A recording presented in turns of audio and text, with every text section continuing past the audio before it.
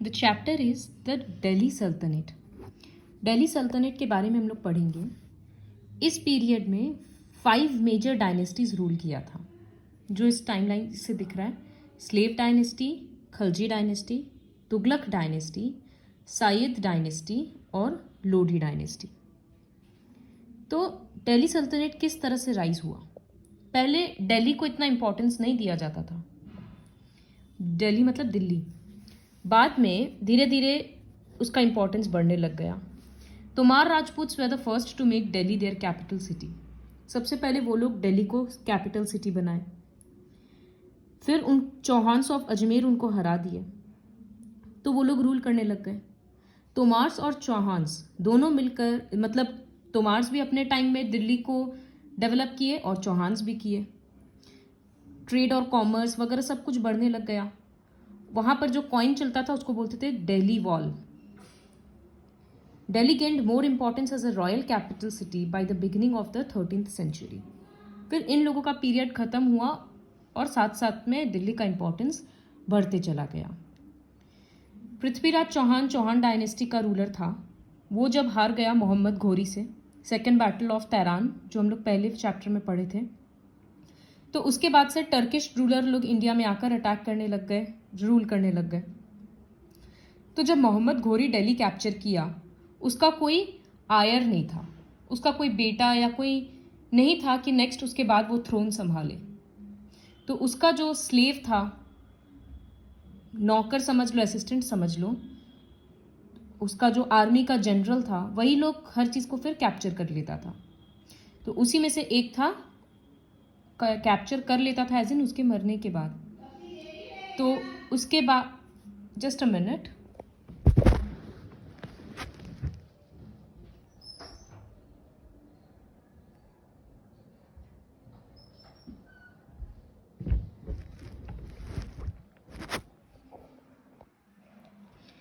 तो उसी में से एक था कुतुबुद्दीन आइबक। कुतुबुद्दीन आइबक उसका स्लेव था और वो दिल्ली कैप्चर कर लिया। वहाँ से शुरू हुआ स्लेव डायनेस्टी। क्योंकि खुद वो एक स्लेव था तो वो नाम रखा स्लेव डायनेस्टी। अब हम लोग पढ़ेंगे, this you can read on your own, अलग अलग डायनेस्टी का इंपॉर्टेंट रूलर्स के बारे में है। सल्तनत पीरियड का इंफॉर्मेशन हम लोगों को कहाँ से मिला, सोर्सेज ऑफ इंफॉर्मेशन क्या है? तो उस टाइम पे कोर्ट में बहुत हिस्टोरियंस वगैरह रहते थे, जो हिस्ट्री के बारे में लिखते रहते थे, राइटर्स रहते थे। The Turko Arab tradition of recording events made court chronicles the most valuable source of information. Chronicle मतलब वही जर्नल जैसा था, पूरा इवेंट वगैरह उसमें लिखा जाता था, डेट टाइम सब चीज़ के साथ। तो टर्को अरब रूलर्स मतलब टर्किश अरब रूलर्स का यह हैबिट था कि कोर्ट में सब कुछ इंपॉर्टेंट इवेंट्स वगैरह को डेट के साथ लिखा जाता था। वो राइटर्स होते थे, कितनी सारी किंग की वाइफ खुद ये सब चीज़ लिखती थी, कितने सारे किंग लिखते थे, उन लोगों को ये हैबिट था। तो वो सब से अच्छा खासा इंफॉर्मेशन मिलता है उस टाइम का। फिर बहुत सारा आर्कियोलॉजिकल और लिटरेरी सोर्सेज भी है, बुक्स वगैरह है उस टाइम का लिखा हुआ, उस टाइम का मॉन्यूमेंट्स है, कॉइन्स है, इन सब से मिलता है।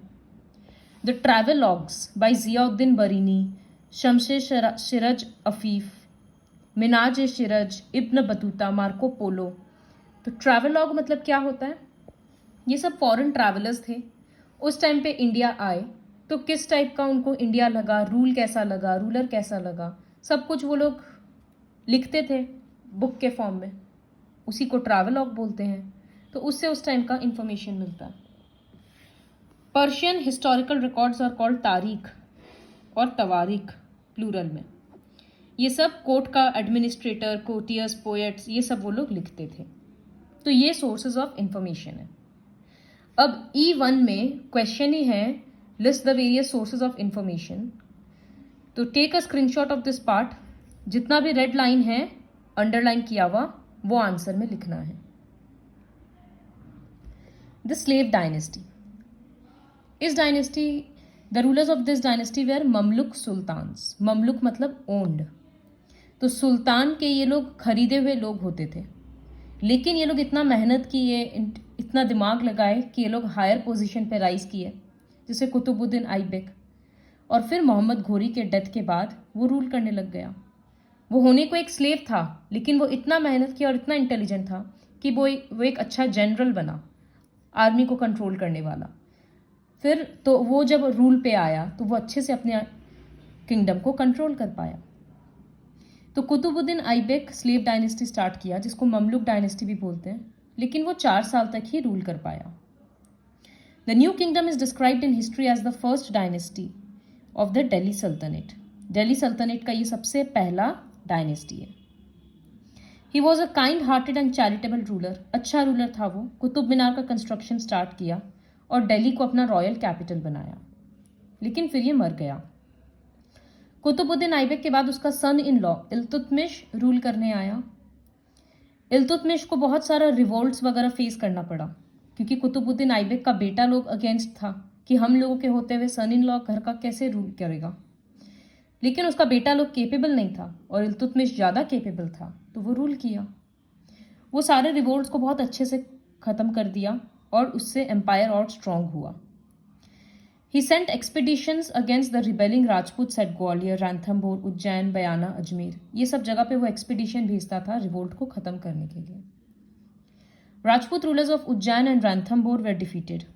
ग्वालियर, अजमेर, बयाना, ये सब जगह पे वो कंट्रोल करने लगा। इल्तुतमिश बिहार, बंगाल, ये सब कैप्चर किया। लाहौर कैप्चर किया after defeating Qabacha. North west frontier, अपना नॉर्थ वेस्ट बाउंड्री को वो फॉरनर से प्रोटेक्ट किया, जैसे मंगोल्स और गंजीज खान। कुतुब मीनार का कंस्ट्रक्शन वो कंप्लीट किया और वो क्या बनाया, 40 मेंबर्स का एक ग्रुप जैसा बनाया, जिसमें इंटेलिजेंट लोग, इंपॉर्टेंट लोगों का मीटिंग होता था। तो उसको बोलते थे चालन गनी। 40 मेंबर्स का ग्रुप था। इल्तुतमिश का कोई बेटा नहीं था, इल्तुतमिश का बेटा था, लेकिन उसमें से कोई लायक नहीं था। तो वो अपनी बेटी, जिसका नाम था रज़िया सुल्तान, उसको दिल्ली का सुल्तान बनाया। लेकिन जो कंजर्वेटिव नोबल्स थे, पुराने ख्यालात के नोबल्स थे, उन लोगों को ये बात समझ नहीं आया कि एक लड़की कैसे रूल करेगी। तो वो लोग क्या किए कि इल्तुतमिश का डेथ के बाद रुकनुद्दीन फिरोज शाह को, जो उसका इल्तुतमिश का बेटा था, उसको राजा बना दिया। लेकिन उसके पास राजा बनने लायक कोई क्वालिटी नहीं था। वो किंगडम का बिल्कुल ही ध्यान नहीं रखा। तो फिर उसको हटाकर नोबल्स फाइनली रज़िया सुल्तान को बनाए। रज़िया सुल्तान एक ऐसी अकेली लीडर थी जो लेडी होने के बावजूद रूल की मुस्लिम में। She succeeded her brother Ruknuddin Firoz Shah. Common people उसको बहुत पसंद करते थे, बहुत एबल थी वो। Minhaj Siraj, a court chronicler, believed that Razia had all the qualities of a good ruler and was more worthy of the title than any of her brothers. ये जो एक हिस्टोरियन था जो इवेंट्स लिखता था, उस टाइम पे वो बोला कि रज़िया सुल्तान अपने किसी भी भाई से ज़्यादा केपेबल है रूल करने के लिए। लेकिन वो एक फीमेल थी, तो रूलर लोग एक्सेप्ट नहीं किए। तो रूलर मतलब लोग उसको रूलर के तौर पे एक्सेप्ट नहीं किए। कौन लोग एक्सेप्ट नहीं किए? कॉमन लोग तो पसंद ही कर रहे थे। जो बड़े बड़े पैसा वाले लोग थे, नोबल्स थे, कोर्ट में जो दूसरे मिनिस्टर्स वगैरह थे, एडमिनिस्ट्रेटर्स थे, वो लोग नहीं एक्सेप्ट करना चाहते थे। तो जब तक ये रूल की, तब तक इसके पीरियड में प्रॉब्लम आते ही रहा। जैसे नोबल्स, चालनगनी, जो 40 मेंबर्स का ग्रुप था, वो सब एक लेडी से, एक लड़की से कमांड लेना पसंद नहीं किए कि एक लेडी होकर ये कैसे हम लोग को कमांड कर सकती कि ये करो वो करो। तो एक बैटल में वो लोग उसी के अगेंस्ट साजिश रचकर उसको मार दिए दिल्ली के बाहर। अभी उनका ग्रेव टर्कमैन गेट में है, दिल्ली में। रज़िया का डेथ के बाद प्रॉब्लम सॉल्व नहीं हुआ। एक पावर वैक्यूम क्रिएट हो गया, क्योंकि कोई इंपॉर्टेंट रूलर बन ही नहीं पाया। नसरुद्दीन मोहम्मद, इल्तुतमिश का एक बेटा था, उसको किंग बनाया गया, लेकिन वो बिल्कुल केपेबल नहीं था। नोबल्स उसको पपेट के जैसे, कठपुतली के जैसे नचाते थे। जो उसको समझाता वो उसी का बात मान जाता। तो उसके पीरियड में जो उसका प्राइम मिनिस्टर था बलबन, वो बहुत स्ट्रांग था। तो ज़्यादातर हर चीज़ अपना वही चलाता था, क्योंकि रूलर को तो कोई मतलब था नहीं, तो वो प्राइम मिनिस्टर ही अपना सारा रूल कर रहा है। तो ऑब्वियस सा बात है कि नसरुद्दीन मोहम्मद का डेथ के बाद बलबन रूल करने आ गया। वो बहुत पावरफुल रूलर था।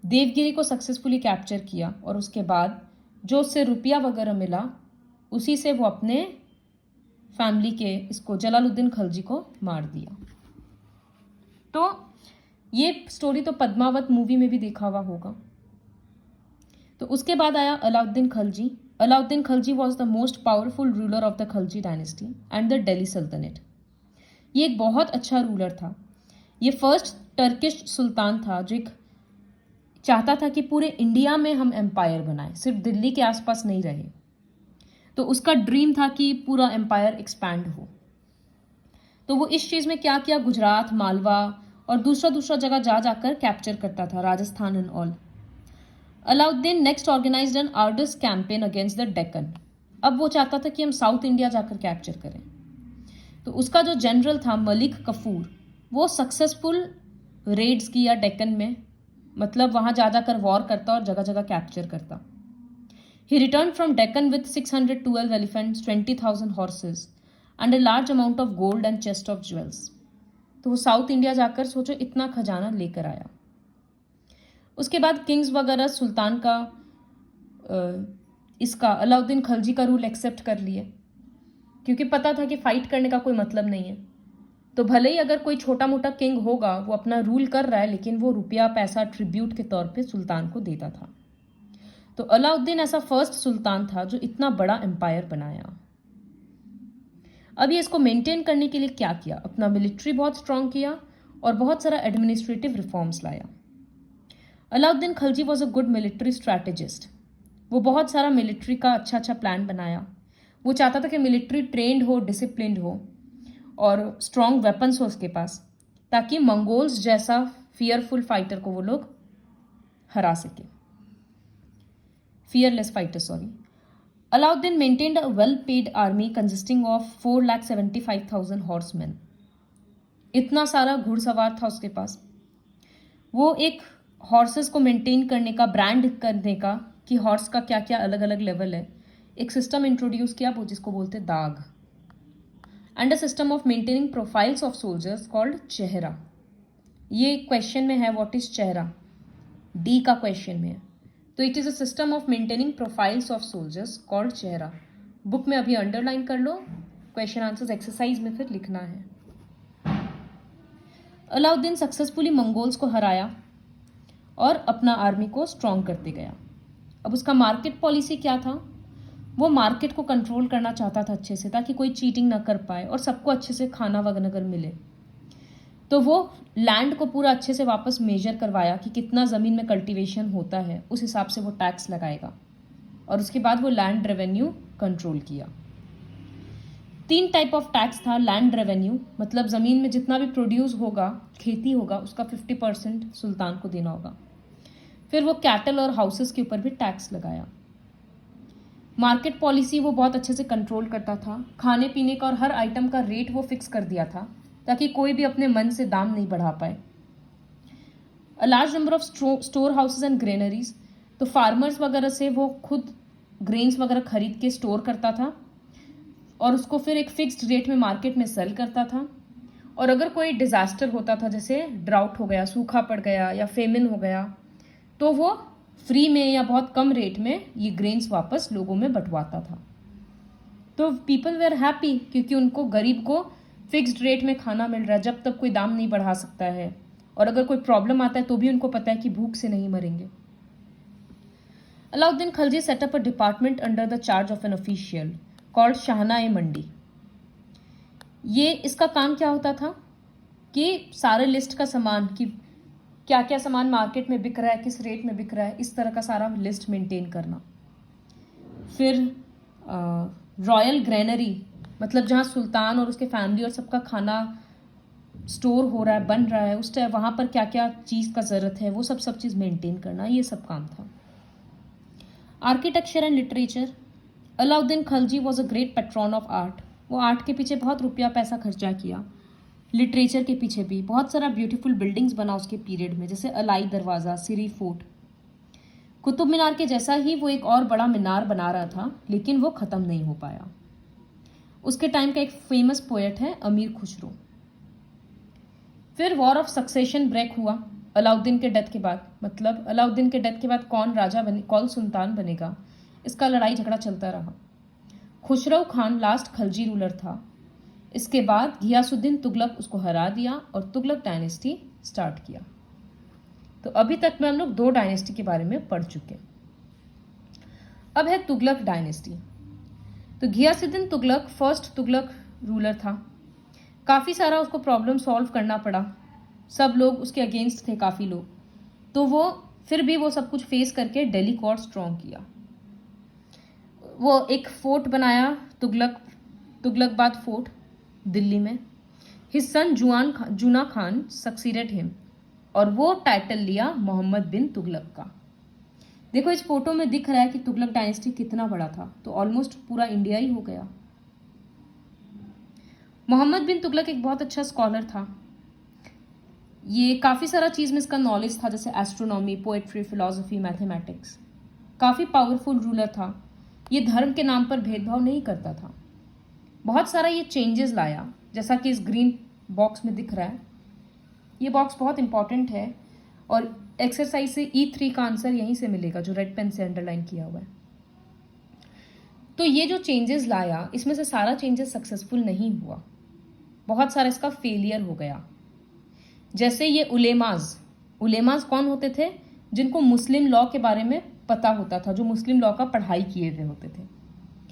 तो ये रूलर ऐसा था कि ये उलेमाज का बात नहीं सुनता था। खाली जो धर्म के नाम पर लोग अंधविश्वास फैलाते थे और ज़बरदस्ती का उल्टा सीधा काम करते थे, ये राजा उनका बात नहीं सुना। तो ये उसका एक रिफॉर्म था। दूसरा, गंगा यमुना दोआब, मतलब गंगा यमुना के पास का जो एरिया था वो बहुत फर्टाइल था, क्योंकि वहाँ 2 रिवर है। तो सुल्तान क्या किया, वहाँ का टैक्स बढ़ा दिया कि वहाँ पर ज़्यादा अच्छा खेती होता है, तो वहाँ के लोगों को टैक्स ज़्यादा देना होगा। तो ये उसका एक रिफॉर्म था। लेकिन प्रॉब्लम क्या हुआ कि उसी साल फेमिन पड़ गया। फेमिन मतलब सारा क्रॉप्स खराब हो गया, तो लोग भूख से मर रहे थे। तो अब पेजेंट्स लोग परेशान हो गए कि एक तो टैक्स बढ़ गया, दूसरे पे पूरा क्रॉप्स फेल हो गया, तो टैक्स कहाँ से भरेंगे। तो कितने लोग एग्रीकल्चर करना ही छोड़ दिए, अपना ज़मीन छोड़ दिए। तो ये एक फेलियर हुआ ना उसका, कि ये तो लोगों का भला के लिए कि ज़्यादा टैक्स आएगा तो ज़्यादा काम कर पाएंगे। वो रिफॉर्म किया, लेकिन कोइंसिडेंस ऐसा था कि उसी साल क्रॉप खराब हो गया। फिर दूसरा इसका गलती ये था कि अपना कैपिटल को दिल्ली से देवगिरी शिफ्ट किया, क्योंकि ये फर्दर कैप्चर करना चाहता था। तो जब दिल्ली से देवगिरी इतने लोगों को लेकर जाने लगा, तो रास्ते में कितने लोगों का डेथ हो गया। फिर जब दिल्ली खाली हो गया, तो मंगोल्स लोग बार बार आकर वहाँ से अटैक करने लग गए वहाँ पर, तो वो एक प्रॉब्लम क्रिएट हुआ। तो ये दोबारा क्या किया, बोला नहीं, देवगिरी से वापस दिल्ली चलो। फिर वापस रिवर्स रास्ता में कितने लोग वापस और मर गए। तो इसके वजह से लोग इसके अगेंस्ट हो गए।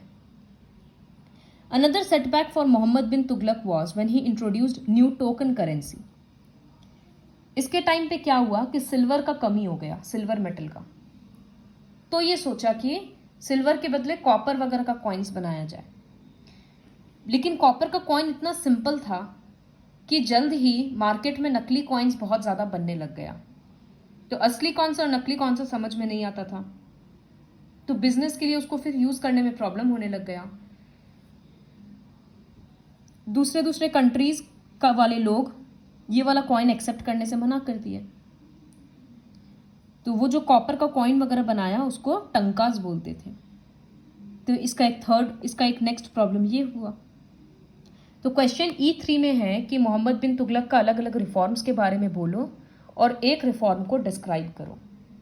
तो जो डिस्क्राइब करने वाला रिफॉर्म है वो गंगा यमुना दोआब वाला पूरा कर देंगे और बाकी का 2 रिफॉर्म ये अंडरलाइन किया हुआ लिखेंगे। तो इन सब गलती की वजह से लोगों का भरोसा इसके ऊपर से हट गया और अपना किंगडम धीरे धीरे ये खोता गया। फिर साउथ इंडिया में अलग अलग किंगडम भी आ गया, जैसे विजयनगर, बहामनी। तो इंडिपेंडेंट किंगडम्स राइज होते गया, इसका पावर कमते गया। इसके बाद फिरोज शाह तुगलक जब आया तो ट्रेजरी तो खाली था, ट्रेजर, क्योंकि सुल्तान के पास रुपया तो ज़्यादा बचा नहीं था। अब जैसे मोहम्मद बिन तुगलक क्या किया, उलेमास का बात नहीं सुनता था, लेकिन फिरोज शाह तुगलक उलेमास को खुश करना चाहता था। तो उनका हर चीज़ में कोर्ट में डिसीजन लेता था उनका बात सुनता था। ये हिंदूज पे एक टैक्स लगा दिया जजिया बोलकर, जो भी मुस्लिम नहीं थे उसको टैक्स भरना पड़ता था। क्या क्या ये चेंजेस लाया?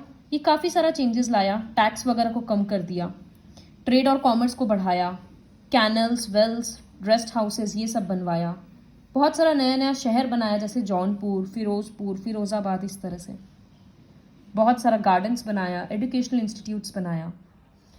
बहुत सारा हिंदू का रिलीजियस बुक्स को ये संस्कृत से पर्शियन में कन्वर्ट कराया। 2 अशोक पिलर्स को भी वो लेकर आया। तो इससे समझ में आ रहा है कि हाँ, ये रूलर ऐसे अच्छा था, लेकिन इसका आर्मी थोड़ा वीक था और इसके बाद जो सक्सेसर्स आए वो लोग पावरफुल नहीं थे। तो यहाँ से फिर दिल्ली सल्तनत ख़त्म हो गया। इसकी मतलब इसके बाद के रूलर संभाल नहीं पाए। तो इस बात का फ़ायदा उठाकर नेक्स्ट कौन आया? मंगोल्स आए। ये लोग सेंट्रल एशिया को बिलोंग करते थे। गेंजिस खान मेन इनका एक ये था, लीडर था। तो वो अलग अलग जगह बार बार बहुत स्ट्रांगली वो कैप्चर करता था, बार बार इंडिया का अटैक करता और इंडिया का वेल्थ ले जाता था। फिर पहले के सुल्तान्स वक्त तो डिप्लोमेटिक तरीका से, पॉलिटिक्स से गेंजिस खान को रोके। बाद के रूलर लोग डायरेक्टली लड़ाई करके रुके, जैसे अलाउद्दीन खलजी, मोहम्मद बिन तुगलक, ये लोग बहुत बार मंगोल्स को हराए। जैसे ये एक टेबल है, इसमें ये लिखा गया कि अलाउद्दीन खलजी किस तरह से मंगोल्स को रोका और मोहम्मद बिन तुगलक किस तरह से रोका। तो E4 का आंसर है ये जो ब्लैक से अंडरलाइन किया हुआ है, अभी अंडरलाइन कर लो बुक में। अलाउद्दीन खलजी के टाइम पे दिल्ली पे 2 बार अटैक किया मंगोल्स। तो अलाउद्दीन खलजी कैसे प्रोटेक्ट किया? वो एक लार्ज स्टैंडिंग आर्मी खड़ा किया, मतलब वो आर्मी अपना बहुत बड़ा बनाया। एक पूरा का पूरा नया गैरिसन बनाया, मतलब जहाँ पर सोल्जर्स रह सके, और उस टाउन को नाम दिया सिरी। फिर आसपास के एरिया से जो भी टैक्स मिलता वो सोल्जर्स को खाना खिलाने के लिए, फीड करने के लिए सीधा काम में लगाया जाता। अलाउद्दीन अपने सोल्जर्स का सैलरी कैश में देता था, उनको ज़मीन या कोई गिफ्ट नहीं देता था, क्योंकि उसको लगता था कि सोल्जर्स को कैश का ज़्यादा ज़रूरत है ताकि वो अपने फैमिली का नीड्स पूरा कर सके। उसका एडमिनिस्ट्रेटिव रिफॉर्म्स वगैरह जो हम लोग आगे पढ़े वो सब कुछ काफ़ी सक्सेसफुल रहा, रेट कम रहा, तो लोग इसके पीरियड में भी खुश थे, तो कोई इसको धोखा भी नहीं दिया। मोहम्मद बिन तुगलक भी अच्छे से रोका, मंगोल्स को शुरू में हराया। इसका भी बहुत लार्ज स्टैंडिंग आर्मी था। ये एक नया गैरिसन तो नहीं बनाया, लेकिन दिल्ली का 4 पुराना सिटी को खाली करवाकर सोल्जर्स को रहने का जगह दिया, और जिन लोगों को हटाया उन लोगों को देवगिरी शिफ्ट कर दिया। आर्मी को आसपास के एरिया से जो भी फूड प्रोड्यूस होता था, ग्रेन्स, वो सब आर्मी के लिए चला जाता था। मोहम्मद बिन तुगलक भी अपने सोल्जर्स को कैश में पे करता था, अपना टोकन करेंसी यूज़ करके। और इसका भी एडमिनिस्ट्रेटिव रिफॉर्म्स जब फेल हुआ तब कॉम्प्लिकेशन वगैरह बढ़ता गया, और जो प्रॉब्लम्स हम लोग आगे पढ़ दिए उसके वजह से इसको लास्ट में प्रॉब्लम हुआ। तो ये सब का फ़ायदा उठाकर मंगोल रूलर बाद में आया, एक मंगोल रूलर जिसका नाम था तिमूर। वो समरकंद से आकर इंडिया में अटैक किया और बहुत इंडिया को लूट कर ले गया। Next is side dynasty. Before living India, जब वो इंडिया छोड़ा तो खिजीर खान, जो उस टाइम पे एक्चुअली फिरोज शाह तुगलक के साथ था, लेकिन जब तिमूर अटैक किया तो फिरोज शाह तुगलक को वो छोड़ दिया और तिमूर के साइड में चला गया। तो जब तिमूर वापस जा रहा था इंडिया को लूट के, तो वो खिजीर खान को रूलर बना गया, सुल्तान बना गया, और वहां से शुरू हुआ Sayyid dynasty. His successor Mubarak Shah wanted to establish a strong empire like the Delhi सल्तनत, लेकिन वो लोग नोबल्स को खुश करने में ज़्यादा लग गए, नोबल्स का कंट्रोल करने में, क्योंकि नोबल्स को खुद का ज़्यादा पावर चाहिए था। तो ये डायनेस्टी ऐसे कुछ बहुत ज़्यादा इंपॉर्टेंट नहीं है। इसका लास्ट रूलर है आलम शाह। भलुल लोडी उसके बाद आलम शाह को हरा दिया और वहाँ साइद डायनेस्टी ख़त्म हो गया। तो भलुल लोडी हराया तो वहाँ से स्टार्ट हुआ Lodi dynasty. Bahlul Lodi establish the Lodi dynasty, और वो उसको स्ट्रॉन्ग कर रहा था। कोई भी लोग अगर कोई भी उसके अगेंस्ट जाता या उसको दिखता कि वो भरोसा नहीं कर सकता तो वो उसको हरा देता, क्योंकि वो चाहता था कि मेरे पास खाली ट्रस्ट वर्दी लोग हों। उसके बाद उसका बेटा सिकंदर लोधी आया। वो आगरा इस्टेब्लिश किया, कैपिटल बनाया उसको। Sikandar Lodi extended his kingdom from Punjab to Bihar. वो बंगाल के रूलर के साथ पीस ट्रीटी साइन किया। काफ़ी सारा रिफॉर्म्स लाया, जैसे फार्मर को लोन्स देने का सिस्टम, प्राइस को कम करना, ये सब चीज़। इसके टाइम पे ट्रेड अच्छा था। इसके बाद इब्राहिम लोधी आया। ये एक अच्छा रूलर नहीं था, मतलब केपेबल रूलर नहीं था, और इसको बहुत सारा चैलेंजेस भी फेस करना पड़ा। ये क्या किया ना, सारे जो भी सीनियर बड़े बूढ़े नोबल्स थे, गवर्नर थे, सबको हरा दिया और बदले में सारे यंग इंसान को ले आया। तो जिसके वजह से ओल्ड रूलर्स चिढ़ गए कि ऐसे कैसे एज के कारण हटा सकता है। तो वो लोग क्या किए, इसको धोखा देकर बाबर, जो कि तिमूर के जनरेशन का ही था, तिमूर के फैमिली का ही था, तो बाबर को इनवाइट किए कि तुम अफगानिस्तान से आओ, इंडिया में अटैक करो। और फर्स्ट बैटल ऑफ पानीपत हुआ बिटवीन बाबर एंड इब्राहिम लोधी, और इब्राहिम लोधी हार गया। तो बाबर से शुरू हुआ फिर इंडिया में मुगल एम्पायर। तो ये हम लोग अलग अलग डायनेस्टीज के बारे में पढ़े। अब थोड़ा बहुत है कि जी सुल्तान्स के टाइम पे कोर्ट कैसा हुआ करता था। ये D3 का आंसर है, जो कि मार्क किया हुआ दिख रहा है। तो कोर्ट वगैरह बहुत बड़ा होता था, मैजेस्टिक होता था।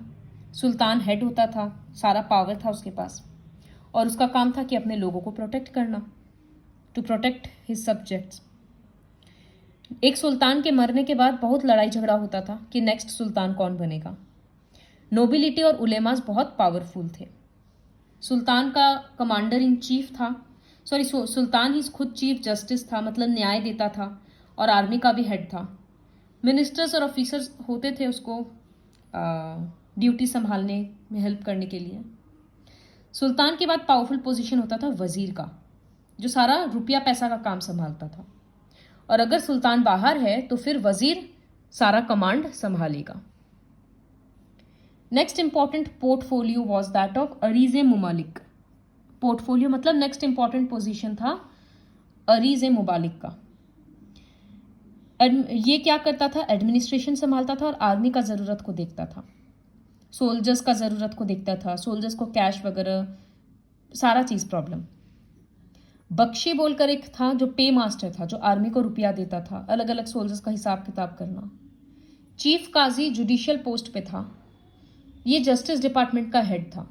ये रिलीजियस मैटर्स वगैरह देखता था, कौन रिलीजन का उल्लंघन किया, रूल ब्रेक किया, उसके हिसाब से क्या पनिशमेंट किंग सुल्तान को देना चाहिए, वो ये सब चीज़ संभालता था। नोबल्स कौन होते थे, इनको किंग मेकर्स बोला जाता था, क्योंकि नेक्स्ट सुल्तान कौन बनेगा उसमें इनका बहुत इंपॉर्टेंट रोल था।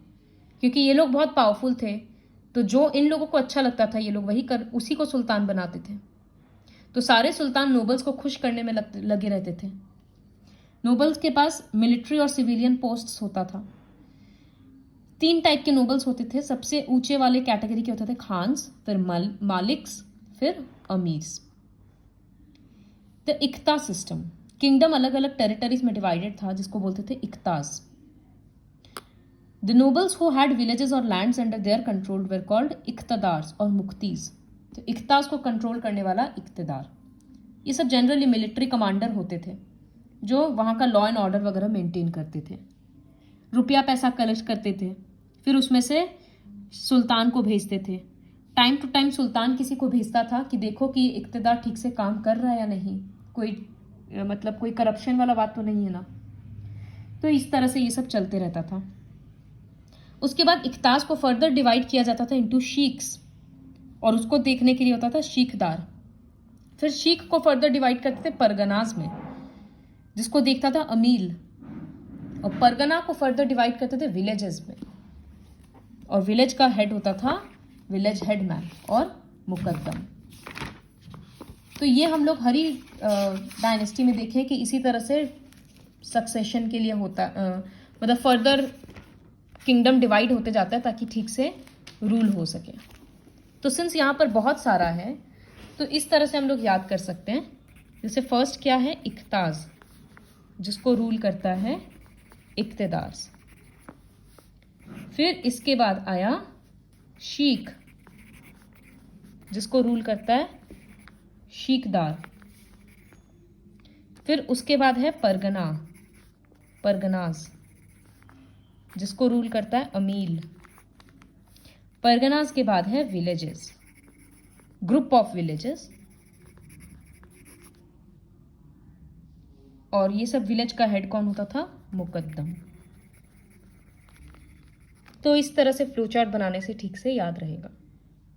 So this is all about Delhi सल्तनत, किस तरह से अलग अलग डायनेस्टी पूरा दिल्ली को रूल किया। और सोचो एक छोटा सा दिल्ली को बढ़ाते बढ़ाते वो लोग, दिल्ली को नहीं बढ़ाया, मतलब अपना दिल्ली से रूल को बढ़ाते बढ़ाते किस तरह से आधा से ज़्यादा इंडिया रूल करने लग गया। वॉच द वीडियो केयरफुली, और जितना भी क्वेश्चन आंसर्स मार्क किए हैं वीडियो में वो सारा खुद से लिखना है फिर।